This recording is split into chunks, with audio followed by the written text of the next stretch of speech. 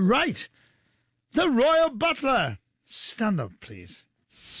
Late Night City. And now, my story. Real people, real stories. Ladies and gentlemen, what you don't know about me is that many, many years ago, well, some of you will, as you know, I was in the catering business, I always wanted to be a butler. And people don't realise, and I had some very quaint friends who actually wanted me to be their butler, but it would have been a little bit over the top. So I've always wanted to talk to a proper butler. I've got a royal butler, Grant. Hello, Grant. How are you, mate? I'm very good. How are you? I'm well indeed. So I wanted to be a butler. You'd probably make a very good butler. I'm over there. Do you use your full name? I do, and it's really funny because some of the students, that's something that comes up, and it's funny, nobody's ever asked me that, but students normally say to me, "What do we call you? Do we call you Harold?" And I find that really weird because when I worked for the royal household, I was given a nickname by a few people as Young Harold because there was another butler years ago by the name of Harold, and for some reason I got nicknamed Young Harold. So it's interesting that some households do use. I mean, these days it's more kind of a bit of fun. You know, it's not so much of a serious thing. But at one point, obviously, surname was how you addressed the staff. So it's Grant Harrold, the royal butler. Yes, that's how I'm known these days. And shall I just call you Grant? Or do I have to call you sir? No, it should be the other way around, shouldn't it? I should be calling you sir. It's fascinating. It's a fascinating story, and people have no idea, have they, what you actually do? No, and again, it's interesting when you talk to people, friends, or people that I'll meet someday, and they'll start asking what does it mean to be a butler or a royal butler? What does that involve? And people are always surprised because I think they believe that watching Downton Abbey and Upstairs, Downstairs, and those kind of programs, I think that's what they think we do. I think they have an image of me in my tails in the corner of a room holding a silver tray. You know, not moving from that spot until I'm called. Where the reality is, you're running around like a mad thing, doing phone calls and looking after guests and making sure meals are on time and everything, right down to making the appointments for the haircuts. You do everything. Grant, has it changed? I mean, you're only a young man, but looking back at the history of it, has it changed the way you are perceived as a butler to what it was? I think it has. I mean, I've been so lucky that if I can say my elders that trained me, they were very much trained by the Carsons, that obviously are no longer around. And over my time, I've been lucky enough to meet one or two individuals like that who were butlers back in the 30s. And it has changed because they were different. They had things were so different then because, we live in the 21st century now. We've got all this technology. A butler today has got to be able to kind of do all the IT things where, as you saw in Downton Abbey, when poor old Carson, during the war, he lost all his staff, had to go off to, all the Charts side that were off to fight in the war. Yeah. He kind of went into this panic because what do I do? And that's interesting because the older butlers, they were used to having the big households, where modern day butlers are used to the fact that it could just be one person with nobody else. Yeah. Now, recently, I was in a fabulous restaurant which I go to regularly in London called Little Italy in Soho. And I met two outrageous people. And one claimed, and apparently it was, the Queen's hairdresser, and the other was the Queen's footman. Well, I had a night and a half with those two, and I've got some photos which I'll never print anywhere. I presume staff that work for the Royals do like to party. Well, it's like with any of these kind of homes, you have your downtime, and the community that you're in, because and this is for royal household or the aristocracy household, or even people that come to this country that decide they want a household, you end up with a group of people together, and you're living together 24 hours a day, 7 days a week in some cases, and they do become a kind of family. So it's true, you work together, you'll not exactly sleep together, but if you get what I mean, yeah. You're all sleep in the same kind of accommodation, and it's true, you party together. And that doesn't mean they suddenly go and have wild parties, but it does mean that they'll have nights together when they'll all have a drink, or they'll put on some music, or and so yes, they all know how to enjoy themselves, and it's very much their downtime. And over the last 19 years, I've been involved in some of the parties, and now these days I actually wonder how, when I was younger, how I actually did manage to do some of the Snap! I was the same. Well, when you're up to, I mean, for example, you might be doing a dinner until midnight or 1 o'clock, especially if it was a big royal event or something, and then you would have maybe a couple of hours. I'd be up again at 6 in the morning, and because in order to get ready and come down and all the rest of it, and you would have obviously 6 hours or so sleep, but then you would end up thinking, we'll just all get together and have a drink just to kind of wind down, and it was wonderful, because you would sit there, you would talk about old stories of things that happened in the past, talking about other stuff, funny stories. As you said, it was great fun, great reminiscent, and but by the time you'd done that, it was 4 o'clock in the morning. 2 hours sleep, and these days I couldn't do it. Yeah. You'd have to just prop me up against the toaster. Do you think, in general, the royals, not just our royal family, but other royals who have this pecking order with staff, do you think they realise there's a real world outside there, or are they living in a cocooned area?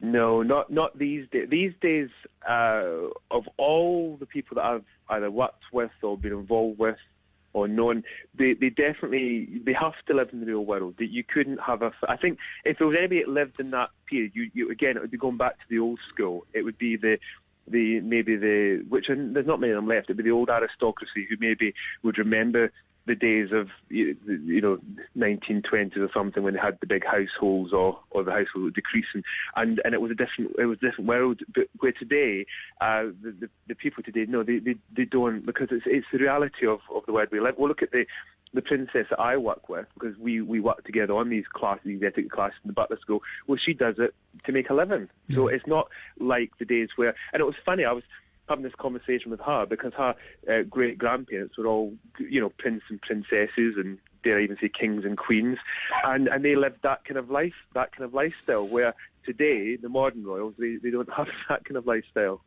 It's interesting. I go to Singapore every year, and I do a thing called the Best of British, which is a long story, but I had a butler once because I was staying in a suite, but the guy who runs the hotel, it was a Mickey take. He threw a butler in at me, and I was so uncomfortable with this man just there all the time. I hated it. I actually understand what you mean, because there's been a couple of events that I've done, and I wouldn't want to say the venue, because they probably wouldn't want me to say, but a couple of events I've done, and they give me butlers for when say I'm doing one of my etiquette tea parties, and we'll have butlers who'll serve the tea, which is wonderful, and it gives people the experience of having a butler. And I find it really unnerving having 4 butlers, say, in the room, at different corners of the room, and not only watching everything you're doing, but then, and it's great because I sort of, to make sure you've got everything you need, but I do find it a little bit uncomfortable. And it's funny because that's what I do, but when you're doing that, you're not actually there listening or trying to get involved in what's going on. You're then making sure that everyone's got everything they need and that nobody wants for anything. And the other secret about being a butler, if you can make things happen, if you can make sure that glasses are kept filled, or they don't want for anything, that's the secret. And it's even funnier when they don't know you're doing it. And then somebody will probably say to you at the end of a meal, the biggest compliment, they'll say, "Do you know, we didn't even know you were in the room." And that's a good sign of a butler, because you don't draw attention to yourself. Were you catering trained?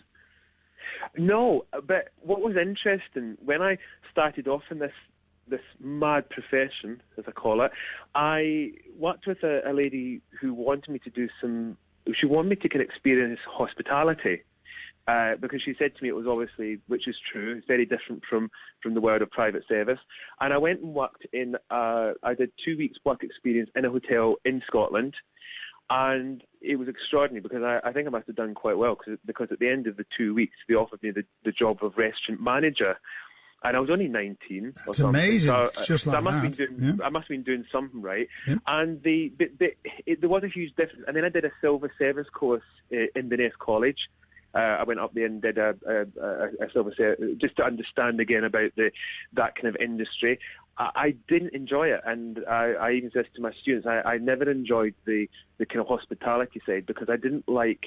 See, in a private house, you have the employers, and you have their friends who you become associated. You get to know them, and they almost kind of become, again, a big kind of family. When you're dealing with the hospitality side, the general public, it can be really difficult, because the reality is you can get some difficult people to deal with. And I know you might only ever see them once or twice, but I just find that really difficult. And I really do prefer the private households. Now, you were butler to Prince Charles. Do you get very protective? Because, of course, you have to be careful what you say, and you learn so much about what's going on. You know the line to cross, don't you? You do, and you're absolutely right about protective. And, again, this is something that we teach in the courses, that it's important, because you do... And as I said, you become part of the family. There is a line you never cross. So, for example, you know how to always behave around certain people, and you never forget that.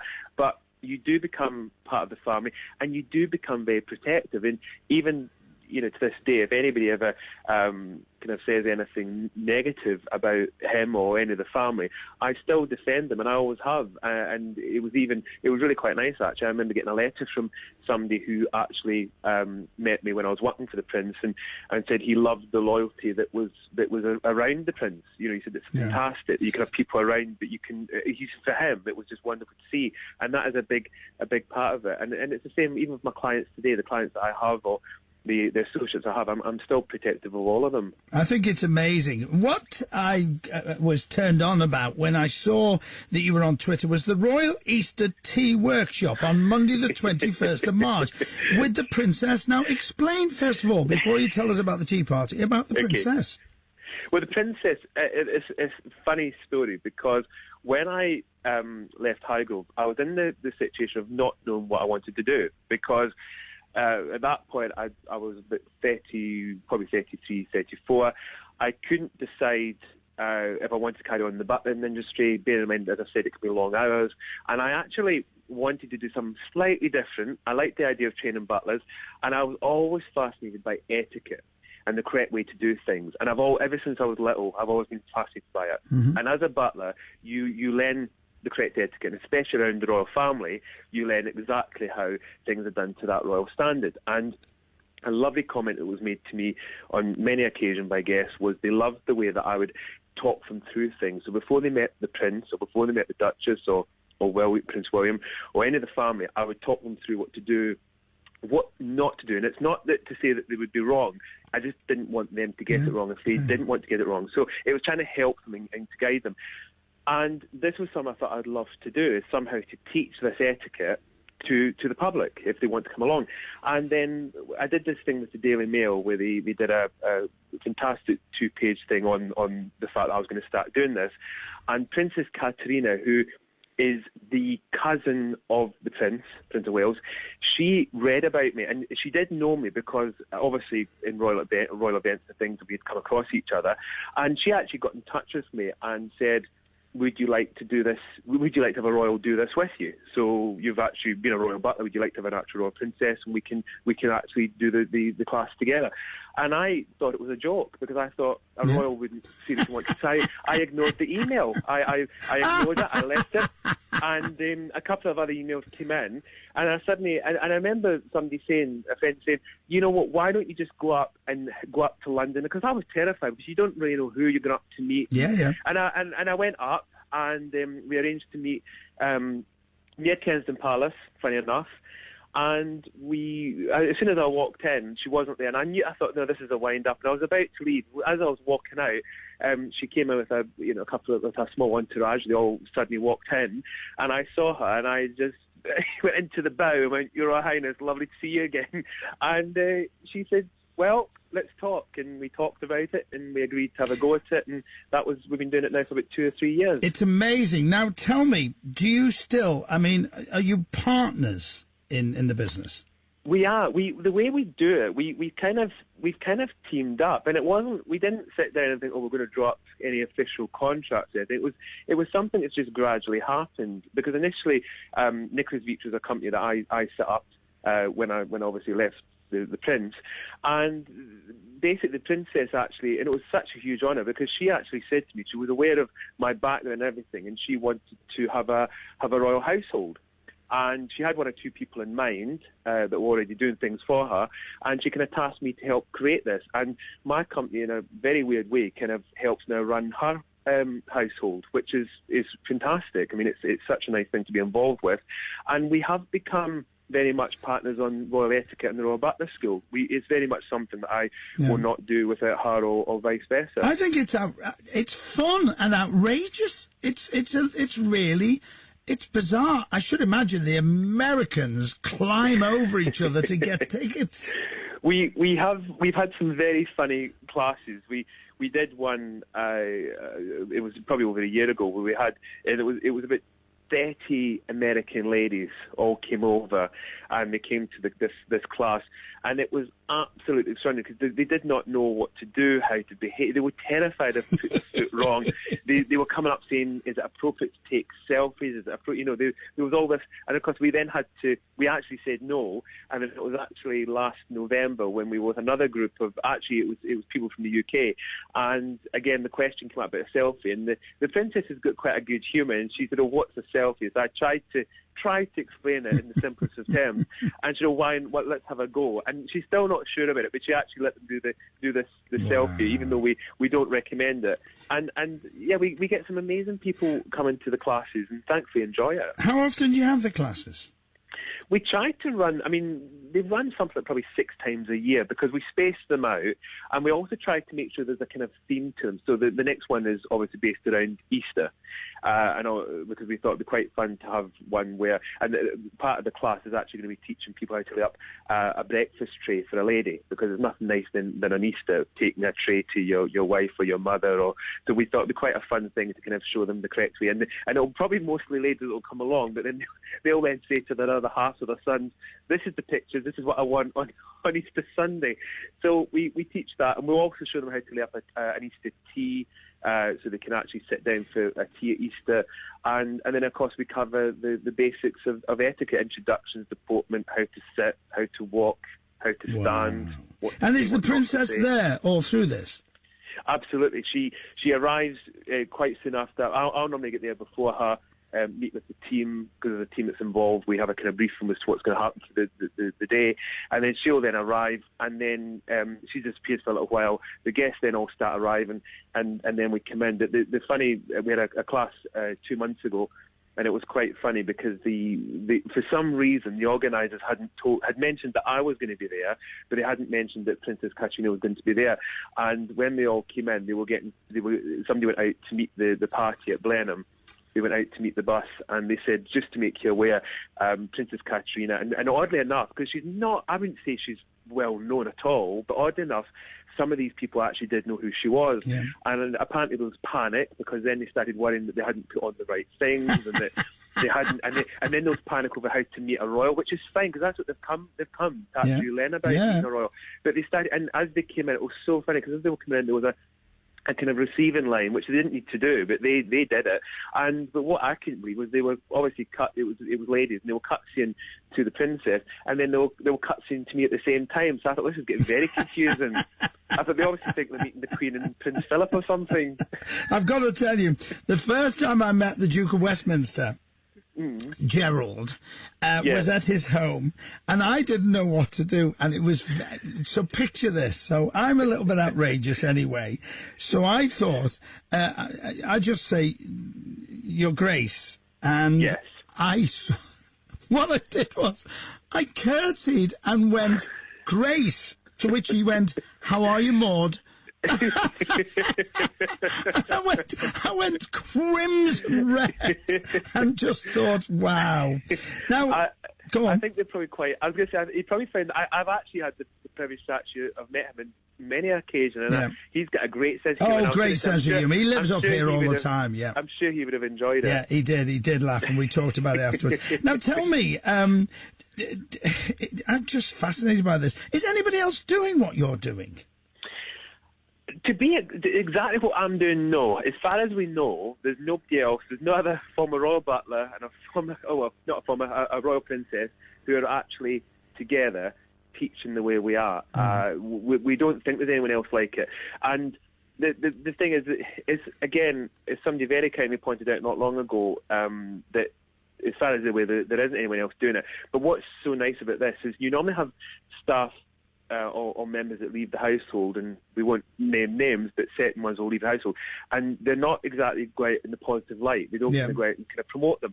And I absolutely adore the family. I'm very fortunate to have still close connections with the family, and I wanted to be able to promote them and kind of say to people, you know, is what you said on. They're an approachable, normal family who do a fantastic job. I know there's always two sides of an argument. But they do a fantastic job. Let me interrupt you by saying, right now, the two princes have changed the whole outlook of the royals. Yes. I think those two boys are sensational. Yes, absolutely sensational. I always had a lot of time, and I always felt very lucky to spend a lot of time around them and to look after them. And they without question, they're two young gentlemen. And you probably wouldn't have noticed, but on Twitter, and I think it was last year, there was a wonderful thing where Prince Harry actually rescued a lady's heart.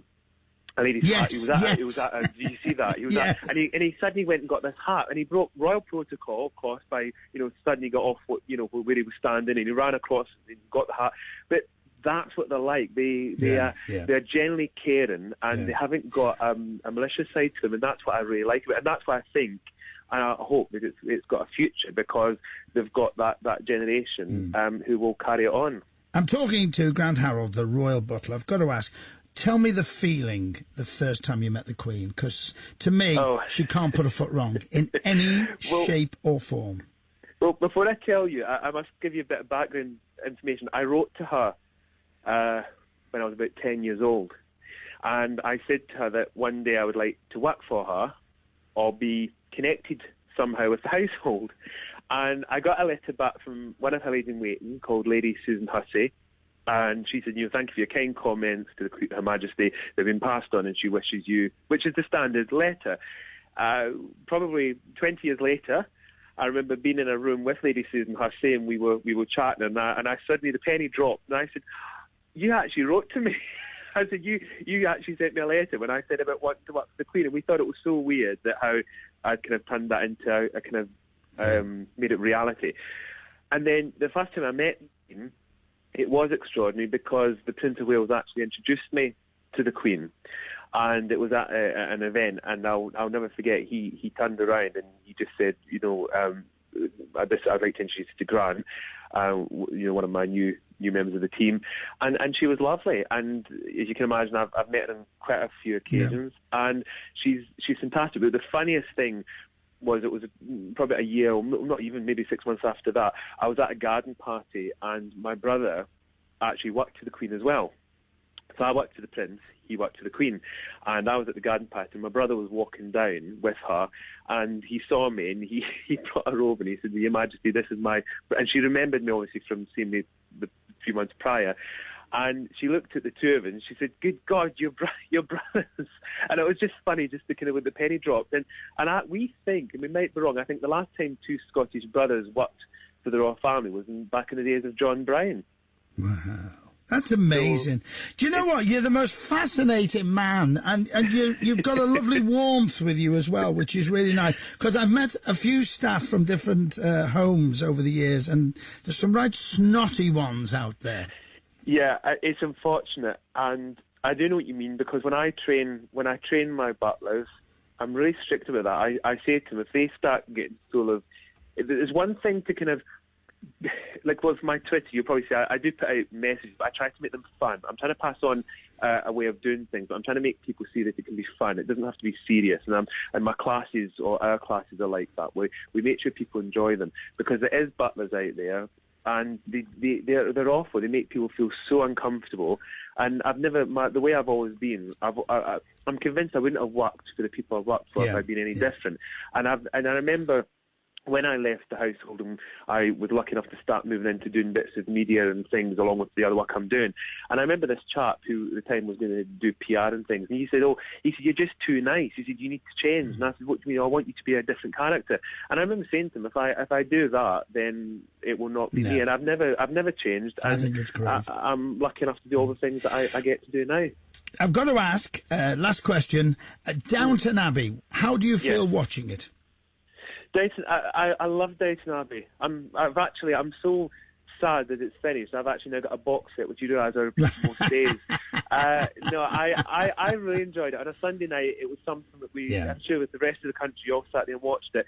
It was interesting because I could associate with it. There was parts of it which was so accurate, it was unbelievable. Then it's obvious Julian Fellows is you know, he's a clever man. He's obviously connected to the royal household as well. He knows how these kind of homes work, and he gave people a wonderful insight and a true reflection. Whenever I do the interviews, I always say to people that it's not exactly the same as Downton Abbey and The Word of a Butler, but it's really near it. And the casting, I mean, I'm sure we've all met a few castings, and sadly they are dying out. There's not many of them left, but no, it's a wonderful, wonderful drama, which I'm just sad that it's finished. Grant, how can people find out more about you and the school?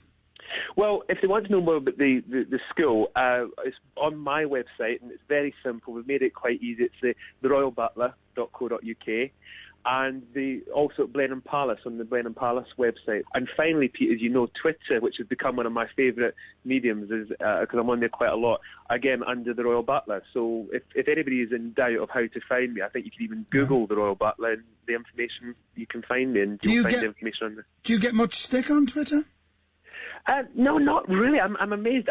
On the odd occasion, you get the odd person, you'll say something that just doesn't really make sense. And then, funny enough, they seem to kind of apologise. It's weird. The other day, somebody said something to one of my tweets and said, "Oh, why don't you live in the real world?" And then somebody turned around and said, "Oh, that's very harsh, you know, to say that to you know, a gentleman or something." And then they came back and said, "Oh, no, I'm only joking." So I don't really understand that. I don't know if they are or not, but thankfully people are kind of quite kind and hopefully And Blenheim Palace, is that the princess's home? No, Blenheim Palace is the home of the Dukes of Marlborough. Right. I'm sure she would love it to be a home. Cost her a few bob more. I'm sure she would enjoy living there, because she said to me recently it'd be quite nice to stay here. No, it's the home of the Dukes of Marlborough. It's been their home for 300 years. And again, I should quickly add, because we do the Butler course there as well. And what's so unusual about that is for 300 years, the Dukes of Marlborough have trained butlers at Blenheim for themselves. Wow. I'm the very first individual or the company that allows us to actually train them there and send them out into the world. So it's quite a unique partnership that we've formed with Blenheim. Grant Harrold, you're such a fascinating man. Can I put you on the spot and say, would you come on again in a couple of months? I'd love to. I'd be honoured to come back on, Pete. Grant, thank you for talking to me. Thank you, Pete. Take care. This is Late Night City with Pete Price, Radio City Talk.